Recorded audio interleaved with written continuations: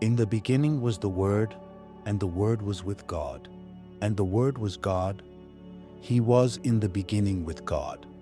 All things were made through him, and without him nothing was made that was made. In him was life, and the life was the light of men. And the light shines in the darkness, and the darkness did not comprehend it. There was a man sent from God, whose name was John.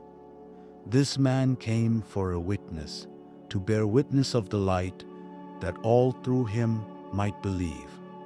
He was not that light, but was sent to bear witness of that light. That was the true light, which gives light to every man coming into the world. He was in the world, and the world was made through him, and the world did not know him. He came to his own, and his own did not receive him.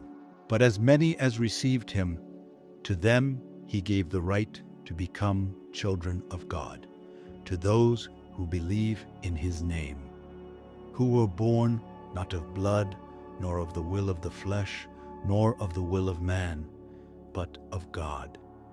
And the Word became flesh and dwelt among us, and we beheld his glory, the glory as of the only begotten of the Father, full of grace and truth.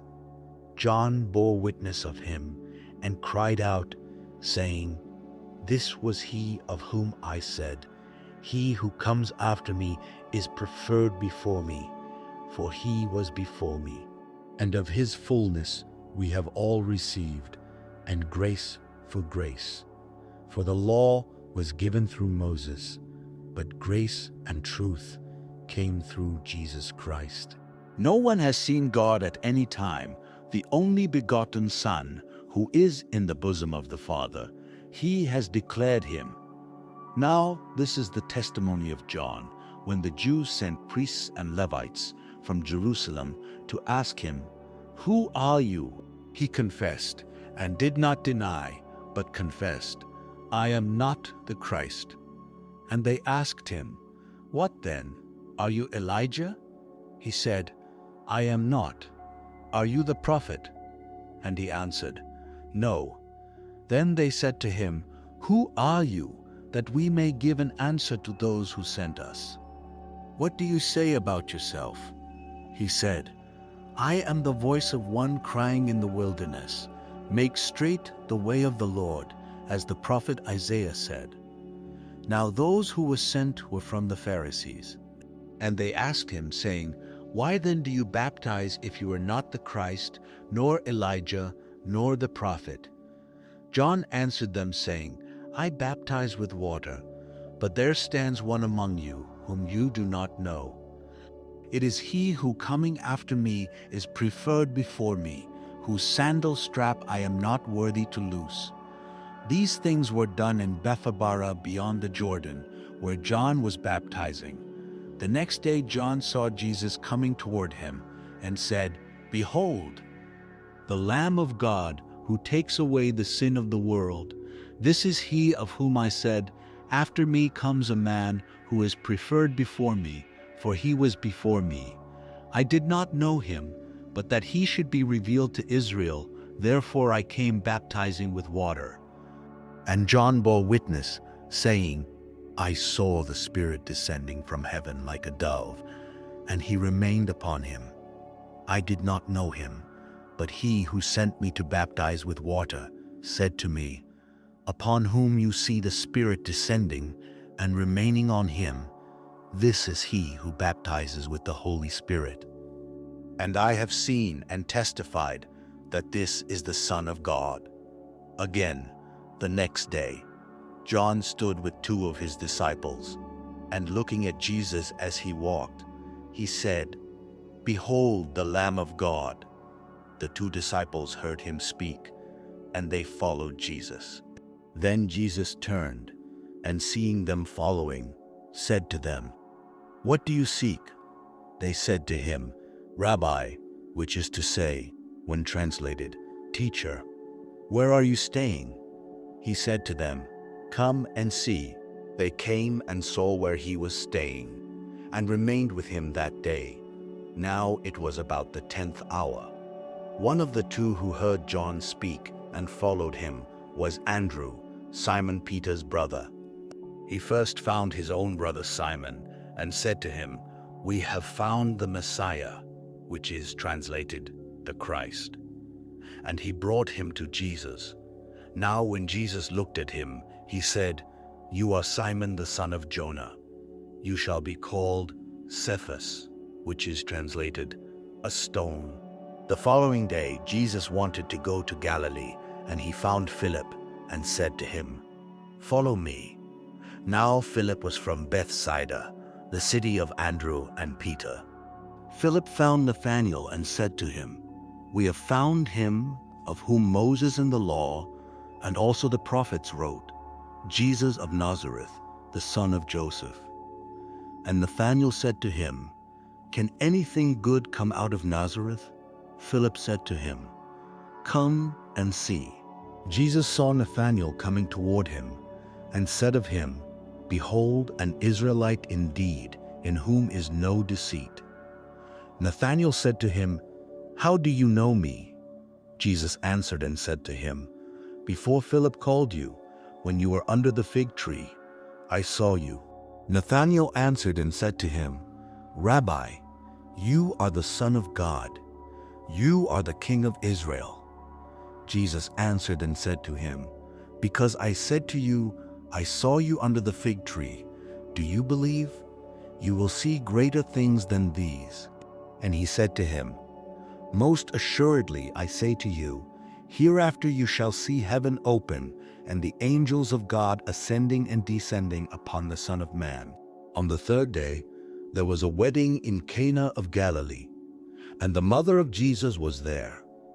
Now both Jesus and his disciples were invited to the wedding. And when they ran out of wine, the mother of Jesus said to him, "They have no wine." Jesus said to her, "Woman, what does your concern have to do with me? My hour has not yet come." His mother said to the servants, "Whatever he says to you, do it." Now there were set there 6 water pots of stone, according to the manner of purification of the Jews, containing 20 or 30 gallons apiece. Jesus said to them, "Fill the water pots with water." And they filled them up to the brim.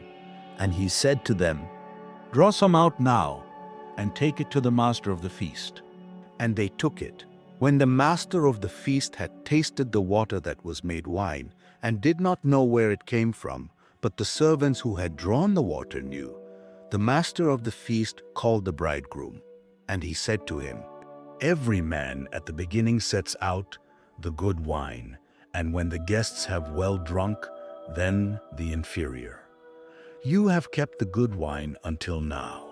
This beginning of signs Jesus did in Cana of Galilee, and manifested his glory, and his disciples believed in him. After this he went down to Capernaum, he, his mother, his brothers, and his disciples, and they did not stay there many days. Now the Passover of the Jews was at hand, and Jesus went up to Jerusalem. And he found in the temple those who sold oxen and sheep and doves, and the money changers doing business.